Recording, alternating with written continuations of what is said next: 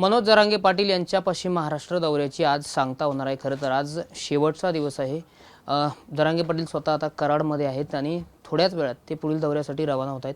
पाटील, 4 दिवसाचा अनुभव कसा राहिला पश्चिम महाराष्ट्रात? भयंकर मराठे यांची लाट उसळली। शेवट कळणं ही खूप मोठी समाजाची जबाबदारी असते आणि मराठ्यांना शेवट कळाला की हे लोक आपल्यावर अन्याय करायला लागले। याला म्हणते जागृती आणि सावधपणा। समाजातली सावधानता हीच पुढच्या पिढीचं कल्याण करणार आहे। समाजात सावधानता असणं, सतर्क राहणं हे खूप आवश्यक आहे समाजाच्या दृष्टिकोनातून। आणि इतका सतर्क आणि सावध पश्चिम महाराष्ट्र झाला आहे की कौतुक करायला खरंच शब्द नाहीत। आपण बळच स्तुती करत नाहीत। आपण आपलं लय येड्यागांडीचं काम आहे। आपण बळच स्तुती करीतच नसतो कोणाची, पण जे आहे ते मी बोलतो। नसेल ना तर डायरेक्ट सांगतो, यार तुम्ही एक नाही होत लवकर, तुमच्यामुळं गरिबाच्या मराठ्यांचं वाटोळं होतं आणि मोठ्या मराठ्यांचं वाटोळं होतं। कचाकच सांगतो। पश्चिम महाराष्ट्र इतका ढवळून निघाला आहे। ह्या पश्चिम महाराष्ट्रामुळं अख्खा महाराष्ट्र ढवळला आहे। आता तुम्हाला सांगतो कशाची सांगता म्हणला तुम्ही, आत्ता सांगता कशाची म्हणलं? आता शेवटचे इथं पाटणला बैठक आहे आणि ते झालं की साताऱ्याला फक्त पत्रकार परिषद आहे। बैठक दिलेली नाही आहे आपण साताऱ्याला, फक्त बैठक आहे। अहो कशाचं आता जाताना माळ शिरसला त्याला तांदळवाडीला त्यांना जाताना इथून तिथून सभा लागल्या, बैठका लागल्या। कशाची सांगता मराठी होऊन देतात? मराठे प्रचंड तुटून पडले आता, कारण इतका अन्याय मराठ्यांवरती नाही करायचा।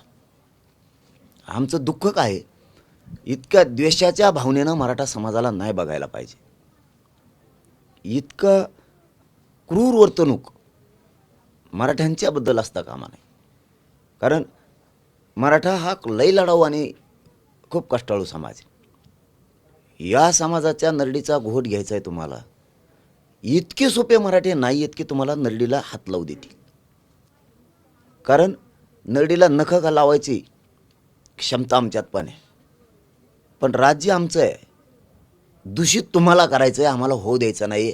तर इथं प्रॉब्लेम आहे। कोण दूषित करते? देवेंद्र फडणवीस, त्यांचं ते बावनकुळ्या, शिरसाठ शिंदेंचा, हे महान लीडर झालेत दोन। ती बॉक्का वेगळंच हे देऊ, कुठून काय आणावं आणि त्याला काय कसं कायचं एखाद्या वावटळ येते का त्याच्यात आला का काय उडून देऊ बावनकुळ्या आणि टपकन चंद्र परत पडा कोळशात तिथं। अरे लयच बेकार दिसतंय ना। मुख्यमंत्र्यांनी यांना आवर घातला पाहिजे। ते तर पाठबळ देते जणू, कळालं मला कालच मीडियावाल्यांनी विचारलं। ते तर डायरेक्ट जातीवादावरच उतरले मुख्यमंत्री। आहे का देशात असा मुख्यमंत्री जातीवादावर उतरू शकतो? ओबीसीचा आहे म्हणून टार्गेट करून यार काय मुख्यमंत्री काय धंदे, शेंबडे सुंबडे पोरग बोलल्यासारखं बोलायला। अरे आपण किती उंचीवर आहेत। राज्याने केवढं पद दिलं आहे आपल्याला। राज्याने आपल्याला प्रथम नागरिक म्हणून घोषित केलं आहे। आपल्याकडं पालकत्व आहे या गोरगरीब जनतेचं। ओबीसीवर बोलू नये, अरे ओबीसीवर नाही बोलायचं, त्याला सांगायचं ना मराठ्यावर बोलू नको म्हणून। असा मुख्यमंत्री खमक्या लागतो महाराष्ट्राला, असा खमक्या पाहिजे की त्याने खऱ्याला खरं बोलावं, खोट्याला खोटं बोलावं। दलितावर अन्याय झाला तर म्हणावं अन्यायच झाला, मुसलमानावर अन्याय झाला तर अन्यायच झाला म्हणावं, चुकलं तर थोबाडूच फोडावं। मराठ्यावर अन्याय झाला झालाच म्हणलं पाहिजे। धनगरावर अन्याय झाला ना, हो झाला। का रे बाबा मान्य करत नाही म्हणला नाही तू 15 वर्षापूर्वी की आम्ही धनगराला आरक्षण देतो? तोंड लपायचं नाही रे। खोट्या याच्यावर लय दिवस पांघरून घालून चलतच नसतं, कोणी पण असू दे। डाली खाली कोंबडा झाकेल्यानी ओरडायचं बंद करत नाही त्यो। ही सरळ सरळ फसवणूक चालू आहे। फसवणूक नाही, बोचावा शिलाय सगळ्याचा। आणि फसवणूक काय याची? शेतकऱ्याचं फजिती आहे। बंजारा समाजाचा वाटोळं करून टाकलं। कोणचा मायक्रो ओबीसी सुखी आहे दाखवा बरं मला एखादा। खरं बोल बरं मला, मायक्रो ओबीसीला छातीवर आठवून। ओबीसी म्हणजे मुख्यमंत्री तोंडातून हे शब्द निघा, ओबीसीच्या नेत्याला टार्गेट करू नये। त्याला सांगायला पाहिजे तो मराठ्याला टार्गेट करू नकोस, त्याला म्हणतात मुख्यमंत्री। काय वागणूक तुमची आणि अपेक्षा सन्मानाची बोलण्याची आमच्याकडून करणार रॅट नाही होणार सन्मान. अन्याय करणाराचा सन्मान नाही करू शकत आम्ही. काय व्हायचं असं काय वाकडं करायचं करा तुम्हाला चला. आता पश्चिम महाराष्ट्रातल्या समाज बांधवांना तुम्ही काय संदेश देणार आहात जाता जाता, किंवा काय आवाहन करणार आहात? संदेश घेतला त्यांनी ते मग ह्या पुढचे येतं. मराठा मी काय सांगितलं, जो समाज जागा राहतो ना तो कधी संपत नाही. माझा मराठा समाज जागा आहे आणि प्रचंड लढाऊ आहे. त्याच्या लक्षात आले सरळ मराठ्यांचा अपमान आहे, हिनवू नाही, मराठ्यावर अन्याय सरळ.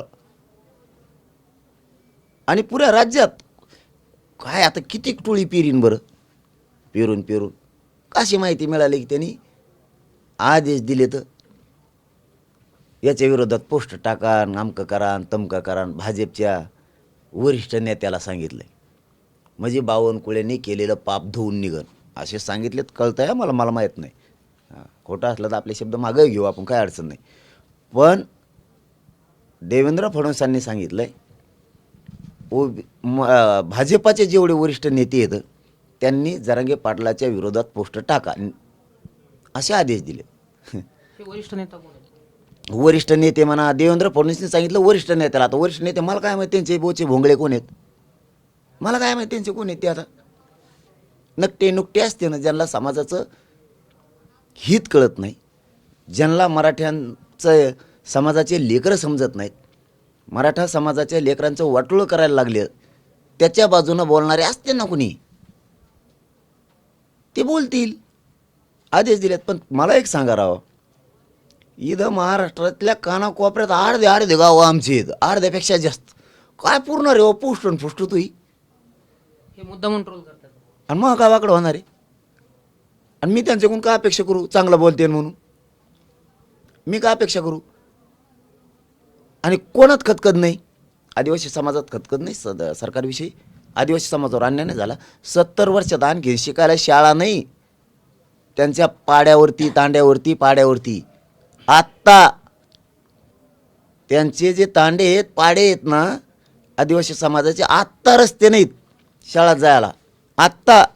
आणि त्यांचा आल्याला करोडो निधी कुठं जातोय, कुठे शेतकऱ्यांचे पैसे कोणी पळविला?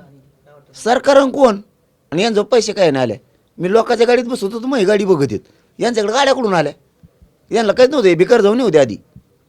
काय होतं यांजवळ? शोधा बरं यांचं. हे उभा राहायच्या राजकारणाच्या पटलावर यायच्या अगोदरचा इतिहास तपासा यांचा सगळ्याचा.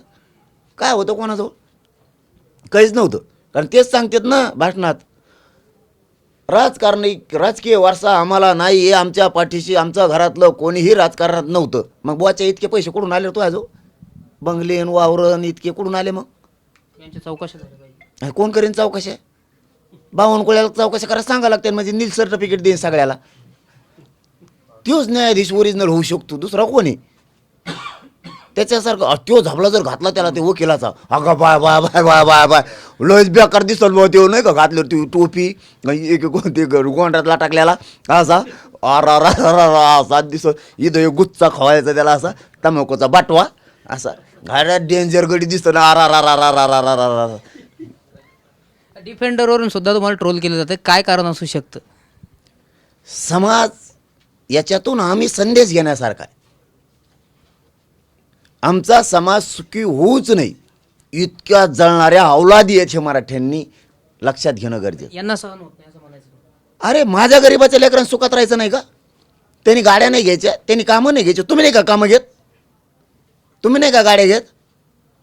आम्ही एखाद्याने आमच्या लोकांनी मराठ्याचे काम घेतलं की काम घेतलं आणि तू काय बोचा घेतो का? तू एखादं टेंडर घेतो गु काढायचं हागंदरीचं? सगळा समाज टेंडर भरतो, सगळाच समाज गाड्या घेतो, सगळाच समाज कर्ज काढतो, सगळाच समाज वावरं घेतोय, सगळ्याच समाजातले लोक नोकरीला लागलेत. आमचेच लागले का? बोकंडी बसत आहेत का? अयो ह्यो नोकरीला लागला का उरवर बसतो का?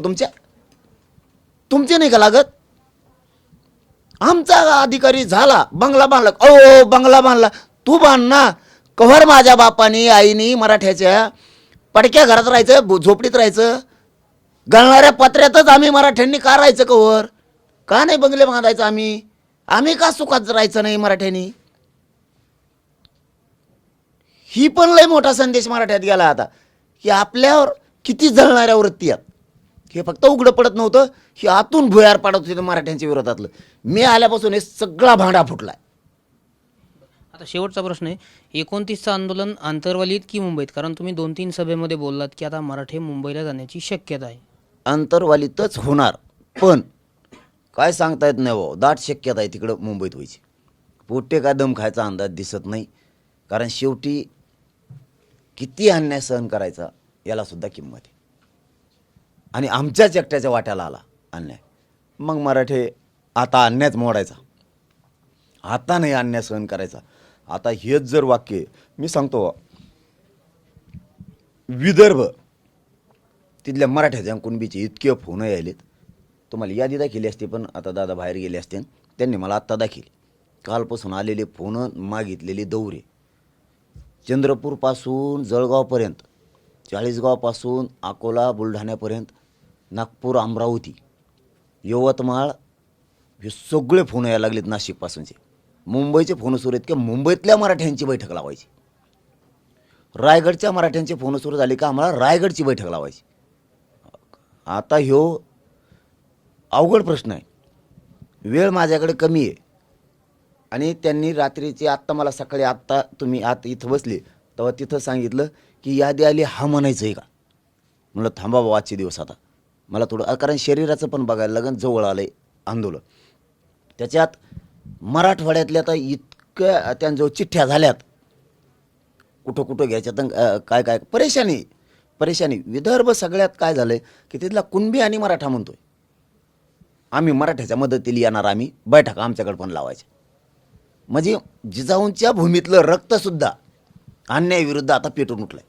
कुणबी जरी असलो तरी आम्ही जिजाऊच्या भूमीतले आहेत, आम्ही पण मराठी आहेत. कुणबीवर काय आणि मराठ्यावर काय, आपल्यावर सारखाच अन्याय. आपण एकच आहेत, एकाच नाण्याच्या दोन बाजू आहेत. आम्ही तुमच्या सोबत आहेत, लढाई लढा, हे त्यांचं म्हणणं आहे. धन्यवाद तुम्ही आमच्यासोबत बातचीत केल्याबद्दल. कॅमेरा पर्सन अमित आडेसोबत मी रामनाथ ढाकणे, TV9 मराठी, कराड, सातारा.